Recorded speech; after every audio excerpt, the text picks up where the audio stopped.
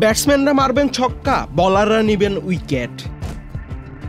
পাকিস্তানের পিএসএলে মুলতান সুলতানসের এসব সাফল্যে হাসি ফুটবে ফিলিস্তিনেও। এবারের পিএসএলে মুলতানের প্রতিটি ছক্কা ও উইকেটের জন্য তহবিলে যোগ হবে 1 লাখ পাকিস্তানি রুপি। গতকাল মুলতানের প্রথম ম্যাচেই তহবিলে যোগ হয়েছে 15 লাখ রুপি। টুর্নামেন্টে আরও অন্তত 9টি ম্যাচ খেলবে মুলতান। ইসরায়েলের আগ্রাসনের শিকার ফিলিস্তিনিদের পাশে থাকার কথা জানিয়েছে মুলতান সুলতানসের মালিক আলী খান তারিন। এক ভিডিও বার্তায় তিনি বলেন, এবারের পিএসএলের মাধ্যমে আমরা ফিলিস্তিনিকে সহায়তা করার সিদ্ধান্ত নিয়েছি। আমাদের ব্যাটসম্যানদের প্রতিটি ছক্কায় ফিলিস্তিনের তহবিলে 1 লাখ রুপি করে দেয়া হবে। বলাররাও এই উদ্যোগে সামিল হয়েছে। সিদ্ধান্ত হয়েছে বলারদের প্রতিটি উইকেটেও 1 লাখ রুপি করে দেয়া হবে। এই অর্থটা যাবে বিশেষ করে শিশুদের জন্য। ওয়ালটন আবারও মিলিয়নিয়ার অফারে ওয়ালটন ফ্রিজ কিনে আপনিও হয়ে যেতে পারেন মিলিয়নিয়ার।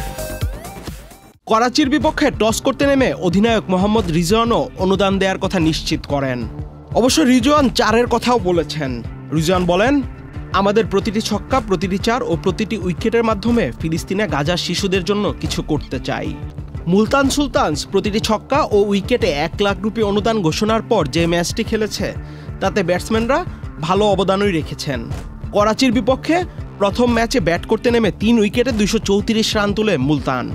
ম্যাচের পর মুলতান সুলতানসের এক্স পেজ থেকে জানানো হয়েছে, গাজার ক্ষতিগ্রস্ত শিশুদের জন্য 15 লাখ পাকিস্তানি রুপি অনুদান সংগৃহীত হয়েছে।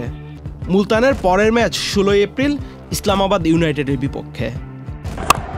আহমেদ শাফি, চ্যানেল আই।